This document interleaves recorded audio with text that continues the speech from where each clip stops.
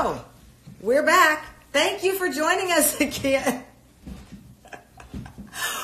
We were just live on the Tamron Hall show when it froze, and there was an incredible moment of insanity involving my son. I don't know how many of you are new to joining us right now, but oh, you're back. Live TV. Stuff happens. So we had to freeze. Hi, baby. Our show. And we've been looking. Oh, there you are. Oh, my gosh. Good Lord. So we're joined now. I can't believe you did this to mommy. Tina Nole. Yay! Hi. Are you Oh, my gosh. I'm so happy you're here. I am too. I was frantically trying to get in. That's okay. I'm not sure if you were watching our live show before we had to go to break. Mm-hmm. I know you just found new love. You might want to end it just at the party of 2. Party of 3. Say hi, Tina. You'll be back. Hi, Moses. Hi. So let me put him down. I'll be right back for our interview. Hold okay. I'll entertain your audience in the meantime. All right. So Tina, you're in Seattle, right? I am. Yes. Okay. And I'm told by my team you're single, and you decided at some point during this crisis that you wanted to go on. You'd gone online dating before, but things really changed under the current situation that we're in. Yeah, there's this moment of like, okay, we're locked down and I'm by myself. And, I was thinking how sweet it would be to be locked down with somebody that you really love. Like, it's kind of fun. And I'm watching my friends and their, Instagram stories and stuff, like funny little things with their, significant other. And I was like, oh my gosh, not only am I alone now, this could mean I'm alone for a while. Like how long is this thing going to last? Yeah. So it wasn't panic. It was more just like, okay, what's that really mean for my life and sort of where I am in the world and what I want to do and all that kind of stuff. And it was kind of a bummer. So I was like, all right, I'm going to, oh, I just got a note from your producer. Sorry. Okay. So I went online. Yeah. I was off the dating apps for a little while just because it gets, it's not easy. So, and I got back on just like right when this whole thing started bubbling up. And not that I was like, oh, I'm going to latch on to somebody right now and, start a relationship.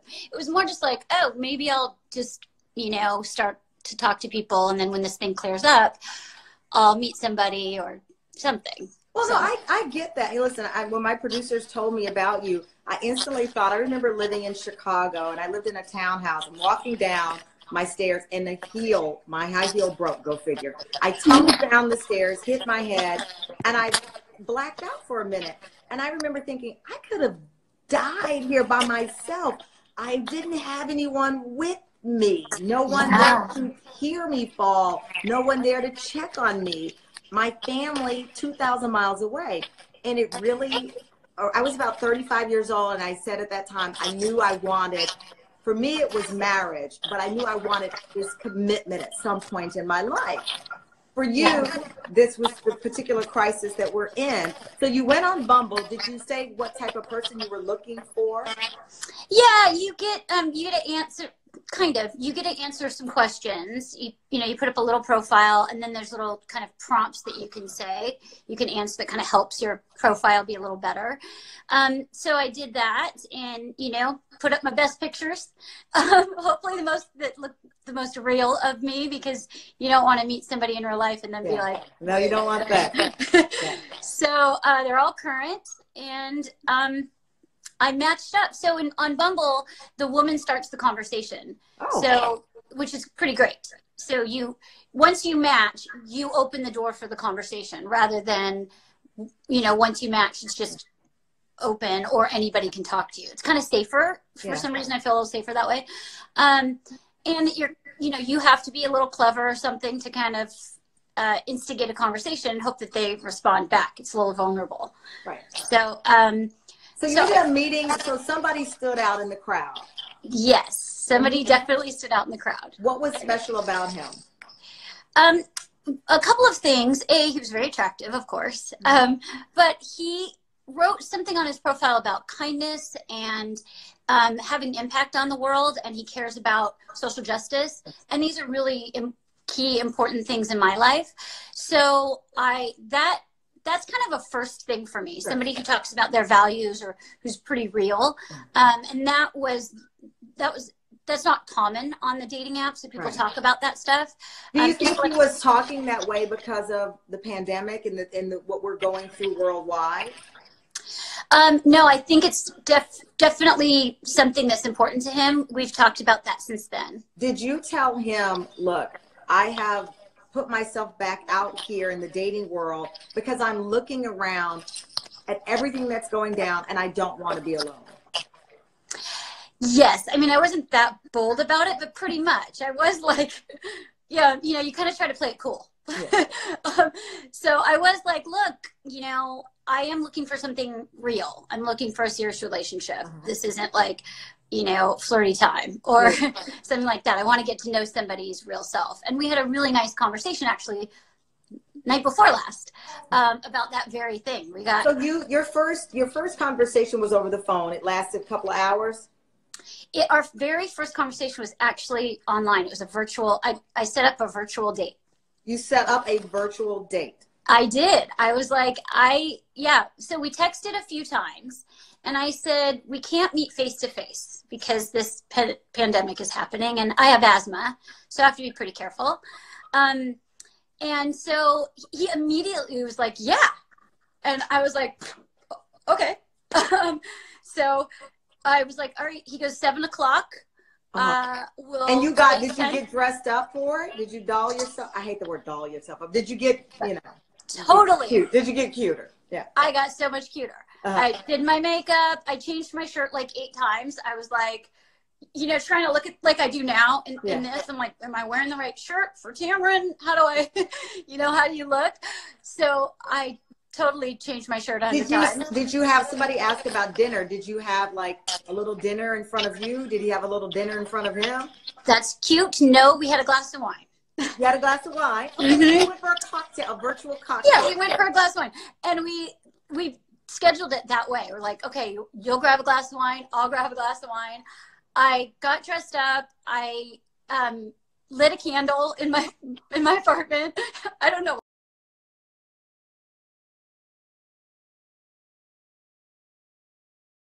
I couldn't even see it.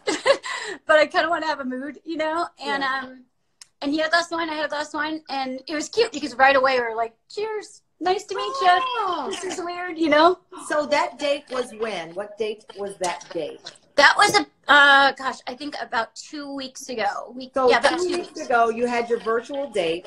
You are both in the Seattle area, which means you are in the hot zone for cases in the States. It's Seattle, New York, LA. Right. Is it dating for 2 weeks now? Do you call it dating? I mean, no one's changing their, Facebook profile to, in a relationship or anything. I guess we're dating. Yeah, he wants to see me today. So we talked again. So we've had 2 virtual dates. And, I have to tell you, the thing about the virtual date is it's much more like intimate than it is if you are in a restaurant or something. Yeah. And I think it's because there's no distraction. Like you're really locking in. You have to be very present. Yeah. And you're not like, there's no server coming to interrupt you. You're not looking around the there's bar. No pressure to pay the bill. No pressure to pay the bill. Exactly. Which is always a sign. Yeah. If they don't pay, you're like, all right. You're like, what's up? Right. I mean, I am. Well, I know. So how long was your virtual date, the first one? It was like 2 hours. That's a long date. To literally just be focused on each other. Because there's nothing else. So you lock in for 2 hours on your first date. You have a second virtual date. Do you kiss goodnight? I mean, do you move in and kiss goodnight? I didn't kiss you. No kissing. Oh, yes, you did. Oh, yes, you did. Have you seen Tiger King? That's some kind of weird 3-way here. I'll unpack that later. There's a show on Netflix called Tiger King instead. So you didn't kiss. No. You just got to know each other's mind. It was, yes, totally. Okay. It was all like, yes. And that is kind of a thing for me too. Like I go head over heart first sometimes. Yeah, I really like to get to know somebody. And the sweet thing is he very much was like that too. He was like, I am really interested in IQ, EQ balance. Okay. Which, you know, is Bumble free? Yeah. It's free. So Bumble is free. Okay, so what happens now? Are you self-isolated still? I am self-isolated. So is he. And our governor last night did the, full lockdown. So no essential travel. Now, I don't know for sure if we can. So he's suggesting going running later today because we're both runners. And I don't know if we're allowed to yet. So we're kind of playing it by ear. But I really want to. I want to see him. But it's hard because there's two things. Oh, sorry. No, because I want to get an update on this as soon as you see each other. You know he's real. You've checked him out. Totally. Oh my gosh. Yeah. He has a website because he's a professional leadership public speaker. Okay. And a UN peacekeeper. He's amazing. Okay, he's checking all kinds of boxes. He's all kinds of boxes. Tell me, do you feel a little less of the weight of loneliness, even if this doesn't go into, lifetime relationship, having this connection during this lockdown? Do you feel a little less lonely, less afraid? I do. There's something to like that excitement too of a new relationship. And in this time when we're really this isolated and kind of freaked out, it's just really nice to know that somebody kind of cares about you. Like he checks in via text, like, how you doing today? Nice things like that. So it's just nice to know there's somebody out there who cares, even though I have an amazing family and friends and I share a business with my sister who's great. So, I'm not lacking for that, but but there's something very sweet about knowing someone. One of the things that I'm 49, and one of the things that I always tell my girlfriends and my friends, look, and my male friends, whatever, is that it's okay to want to be in a relationship. I think sometimes people feel that you're supposed to put on that armor because you don't want to look desperate or thirsty, or you don't want to look like you're looking. And I've always really rejected that notion. I believe you should ask your friends, do you have a cousin that's single? Do you know somebody? And go to church with the plan of not just embracing God, but maybe you're going to embrace somebody else. I think that there's nothing wrong with that. And I'm always sad when people feel that they have to embrace this concept of loneliness is strength. Don't get me wrong, you got to depend on yourself, but it does feel good to have somebody to talk to, someone that's not related to you, that you can have in your life. So I can't wait. Keep me posted on the date. Thank you. I will. Stay safe. I know you have asthma, and you have to be very careful under these conditions as a pre-existing condition, but you keep me posted on the date, Tina. I sure will. Thank you so much. All right. Thank you. All right. I love it. That's a great story. See, that's what I'm saying. Like, you don't know what's around the corner, and whether it's on a dating site or asking someone about their single cousin. I think it's fine. Bevy says, I want to be in a relationship and I'm looking, but I give thanks to all the love that I currently have in my life. That is true, Bevy. I think you can love the current love that you have in your life, but also want someone special to share this journey with. And I don't define that as marriage or what we used to say back in the day, going with somebody. None of that. But I do think that sometimes we, especially as women, are trained to armor up and pretend that we are cool with being single. And you can be cool with being single, but also want to find the right person. So that's how I see it. But anyway, we're going to pick a Tam Fam member of the day to say hello to. Let me see. And then we'll bring Moses back on since he just got his diaper changed. I don't even think he got his diaper changed because I think he was faking the entire time, which is just going to go down in. You know what? Let me just surprise someone real quick. Hold on. I don't even know I'm supposed to do this. But let's see. I don't know. I'm just being rogue right now. Nick G's going to kill me because I think we're supposed to. I'm waiting. I'm just being out of control here. I'm not going to tell you who I'm calling in case they can't answer, but I'm just being super nosy and seeing what y'all are wearing, what y'all are doing in your states of. I know when people don't answer, that means they're not ready. Uh-oh, wait a minute. I'm going to cancel it out. That means that person's not ready. Let me see if I can find somebody else. And let me tell you, if I hit your name, I'm going to need you to be fully clothed because I have a child and I don't want to traumatize him. Hold on. Go rogue. Bevy said go rogue. Hold on. Let's see here. Okay, let me see who I can pick. I love this because the fear of what can come is amazing. I have picked, I won't give your handle out. Let's see. Hi! Oh, Are you dressed? I am dressed, yes. What's your name? My name is Islambeck. I was actually supposed to be one of the students to go today about the college things that people, the students, how are they doing in terms of quarantine? Oh, so you're a college student? Where are you a student? Yeah, I'm currently in Spencerport, New York. You're in Spencerport, New York. Yes. Your school is closed down. The school is completely closed, yes. Completely closed down. How are you coping with, where are you? I'm at my house right now, just sitting in the living room. It's a kitchen, no, there's no one. Oh, there's nobody there. You're all alone. How do you feel? Are you keeping busy? What are you doing?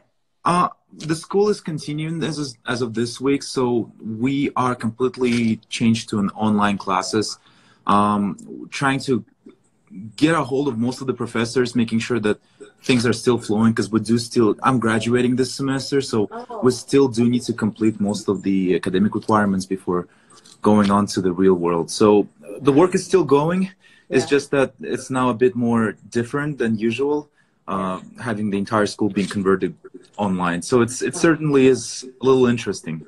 You're in college. My brother is a teacher at a school in Fort Worth. In Fort Worth, Texas. They just passed out Chromebooks. All of the students and a lot of families know everybody's going online to learn. Do you think that will impact your ability to get a job after graduation? I would say certainly, especially in my case, because I'm interested in aerospace industry and looking how no planes are flying. I don't know how things will go on. But I would say yes, considering how the economy is slowly going down, and it's just uncertain because the situation hasn't really occurred in most of our timeline. So I want to stay optimistic, but so far, I mean, I've been applying for almost over 300 positions now. I haven't heard from any of them. So we'll see.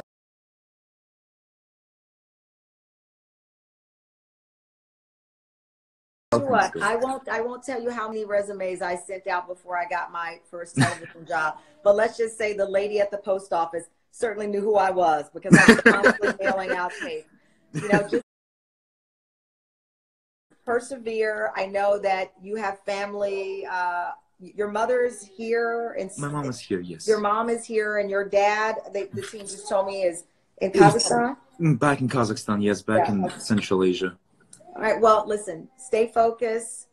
Thank you. We're all going through this together. I appreciate you being a member of the TAM family. You keep me posted, okay? Definitely. Ignore my child in the background. It's my co-host. Anyway, so meanwhile, the show will continue. We will continue our conversation. It's Moses' 11-month birthday today. So you're very happy to join people on your 11-month birthday, and you apologize for pretending to poop to get on TV because that's not acceptable. Tomorrow's show, we're going to talk with Margaret Cullen. She's a 45-year-old nurse, and she's working in one of those drive-through. And I've been so curious about people who work those drive-throughs, like how afraid are they? What is the process? So she is one of the nurses that's stationed outside the drive-through testing people. So we're going to talk with her. And we're also going to talk with a mom of because she has children age range 1 to 4. They're from Washington, D.C., the whole family isolated. And she's going to talk to us about how to keep your kids healthy. She's got a book called Riley's Routine. Her kids are ages 1 through 4, and she is going to have advice on how to get through this all. So that's our show for today. Again, we are working very hard to get back on air in some form. By we, I mean my amazing team of producers led by Candy Carter. We're fighting to get back on air so that we can have our daily conversation. Because as we say, let's talk about it. Bye.